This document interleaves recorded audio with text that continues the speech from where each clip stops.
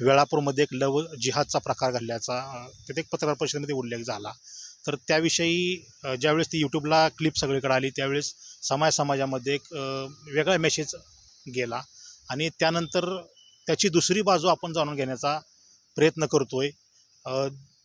जो मुलगा आहे त्या प्रकरणामध्ये हसन आतार, तर तो सध्या वेळापूर पोलीस स्टेशन या ठिकाणी दिसत आहे. तर त्यांच्याकडून आपण दुसरी बाजू नक्की सत्य काय परिस्थिती आहे त्याच्याकडून आपण जाणून घेऊया. भया नाव काय? हसन आतार. ते काल एक अकलूजमध्ये पत्रकार परिषद झाली आणि त्यामध्ये तुम्ही एका मुलीला, हिंदू मुलीला चाकूचा धाक दाखवून पळवून नेलं अशा प्रकारे आरोप करण्यात आला. तर ते नक्की प्रकरण काय आहे जरा पहिल्यापासून जरा लोकांना कळू द्या. आता ही कुठली जरी झालं, आता ही इतका किरकोळ विषय नाही की पुरीच्या घरी जाणं, तिला चाकू लावणं, तिला पळवून नेणं. मग अशा गोष्टी काय आहेत की इतकं सोप्या नाहीत. आणि जर ते केलं असतं, आता किती जरी विषय काय किरकोळ असेल तर माणूस त्या जागेवर थांबू शकत नाही. आता एवढा मोठा विषय करून मी एक दिवस का एक तास मी गाव सोडलेलं नाही. हां, जर त्यांना असं वाटतं की मी 8 ते 10 दिवसाखाली मी असं काय केलं, ह्यांनी तिच्या घरच्यांनी त्यावेळेस का गुन्हा दाखल केला नाही, ही विचार करण्याची गोष्ट आहे. आता त्यांनीही त्यावेळेस केलं असतं ते आपल्याला काही गोष्टीची कल्पना आली असती, काय म्हणजे कळलं असतं की काय बाबा काय घडतंय काय नाही. हां, आणि हे ज्यावेळेस आपल्याला कळते कधी, ही ज्यावेळेस मला पोलीस स्टेशनमधून कॉल येतो किंवा असं असं काही विषय आहे का, त्यावेळेस आपल्याला हे कळते की असं घडलेलं आहे. तुमचं त्या मुलीबरोबर अफेअर होतं का? हां, होतं काही दिवस होतं. बरं त्यानंतर काय झालं नक्की, म्हणजे पोलीस स्टेशनला काय? पोलीस स्टेशनला ज्यावेळेस तिला आणलं मला आणलं त्यावेळेस आपण तिच्याकडून काही त्यांनी काय लिहून घेतलेलं आहे आणि आपल्याकडून बी लिहून घेतलं होतं की बाबा असं इथून पुढं अशा काही चुका झाल्या नाहीत पाहिजे. तर त्यावेळेस आपण त्यांना असं लिहून दिलं होतं की इथून पुढं आपल्याकडनं तर काय होणार नाही. आणि तिथं आपण लिहून दिलं होतं की जर मला मेसेज आला किंवा कॉल आला तर मी पोलीस स्टेशनला कळवेन. आणि आपण ज्यावेळेस तिचा 13 तारखेला लास्ट तिचा मेसेज आला होता त्यावेळेस आपण कळवलं होतं पोलीस स्टेशनला की असं असं झालेलं आहे. म्हणजे ती जायच्या पूर्वी हम्म. मेसेज आलता का गेल्यानंतर? नाही, जाणार आहे म्हणून आलता. जाणार आहे म्हणून आलता. मग तुम्ही काय रिप्लाय दिला? ते मी रिप्लायच नाही दिला बघा. रिप्लाय ते साहेबांना तुम्ही हो, दाखवला ती आहे. डायरेक्टली साहेबाला दाखवली. बरं, तर साहेबापुढं ते तुमचा विषय मिटला असं तुमच्या म्हणण्यानुसार. त्यानंतर पुढं काय झालं म्हणजे त्यानंतर आपल्याला काहीच माहिती नाही. काही माहिती नाही. काहीच माहिती नाही. आता काल एक पत्रकार परिषद झाली की हसन आतार म्हणजे तुम्हीच, हम्म. तुम्ही त्या मुलीला चाकूचा धाक लावून पळवून नेलं आणि काही सोनंही नेलं असा हम्म. आरोप करण्यात आला. मग त्यात तथ्य काय आहे? आता हे सिद्ध करावं. जर तसं असेल, कुठं ना कुठं 4 लोकांना माहिती असेल किंवा त्यांच्या घरी त्यांना शेजार पाजार कोण ना कोण असतील, त्यांनी बघितलं असेल, काय ना काय थोडाफार तरी कालवा. थोडाफार तरी का चोरी म्हणजे चोरी म्हणा किंवा घरनं उचलून आणणं ही किरकोळ गोष्ट नाही. कालवा ही होतोच. हे अशा प्रकारची काही चौकशी केली पाहिजे किंवा झालं होतं का असं काही तुम्ही शेजार तेव्हापासून वेळापुरतच आहे का? वेळापूरमध्ये जाय. काल साहेबांनी तुम्हाला संपर्क साधला का? हो, काल मला दुपारी मी फोन केला साहेबांना की असं असं मला कळल्यानंतर मी फोन केला.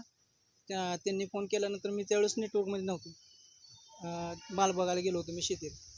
त्यावेळेस मी माघारी आल्यानंतर ती बघितलं तर मला त्यांचा कॉल आलेला दिसल्यानंतर मी फोन केला. काय विषय झाला? तर त्यांनी मला सांगितलं की असं असं पोरगी 8 ते 10 दिवस झालं घरी नाही.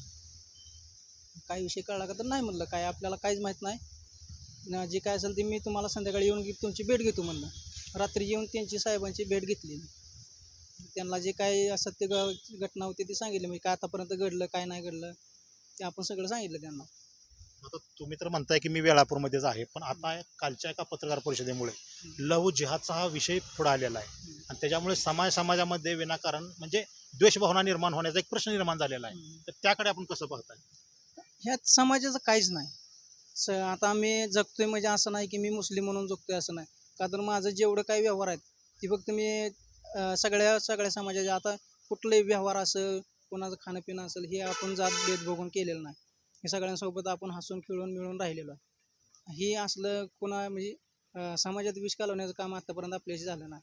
आणि ह्याच्या अगोदर बी तुम्ही बघू शकता, माझ्यावर कधी कोणावर शिवीगाळ केली, हाणामारी केली म्हणून कधी आपल्यावर गुन्हा दाखल नाही. अशा व्यक्तीवर जर तुम्ही असा आरोप करत असला तर ह्याचं मलाही उत्तर पाहिजे.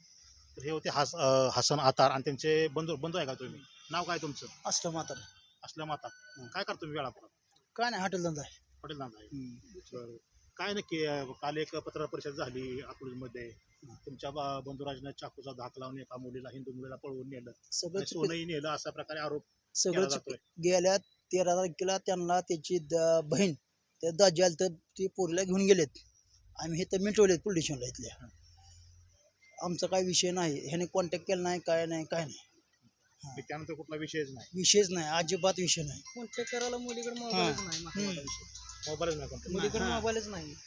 मग आता जी मुलगी गेलेली आहे कुठे त्याची, ते आरोप तुमच्यावर करतात की हसन नाताना ती मुलगी नेली आहे नाही तुम्ही आजच्या पत्रकार परिषदेमध्ये. मला काय म्हणत आहे, तुम्ही सगळं लिस्ट काढा, फोन लिस्ट काढा. बाबा पोरग माझा भाऊ कुठं बाहेर गेलाय, कुठं वेळाभर सोडून ती बघा तुम्ही. मग माझ्या भाऊ अब्रू घालू नका.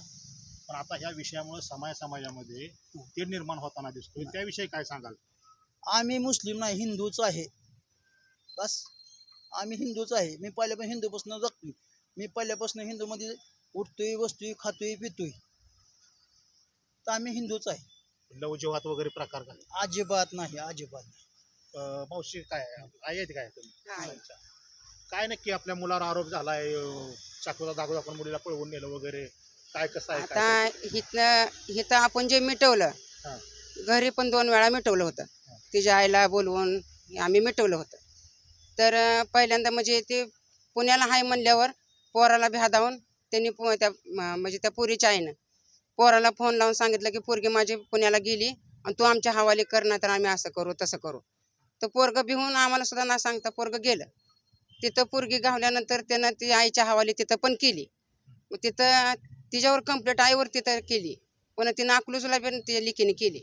म्हणजे त्या मुलीनं हां, आईवर कंप्लेंट आईवर कंप्लेंट केली. हां. नंतर ती पुण्यानं आली पहाटं. आल्यानंतर आमच्या घरी दिवस उगवाय आली का त्याच्या आधी आम्ही इथं संध्याकाळी साहेबांची गाठ घेऊन गेलतो.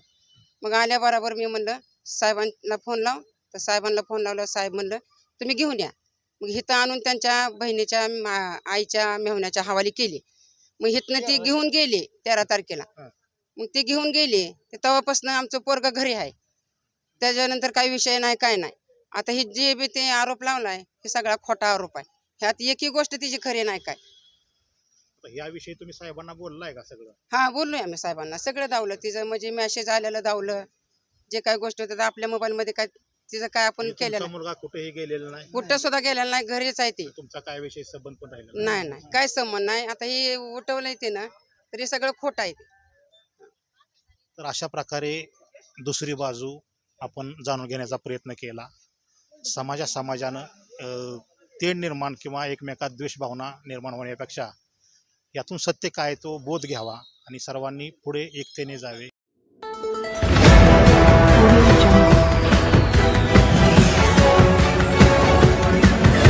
Audio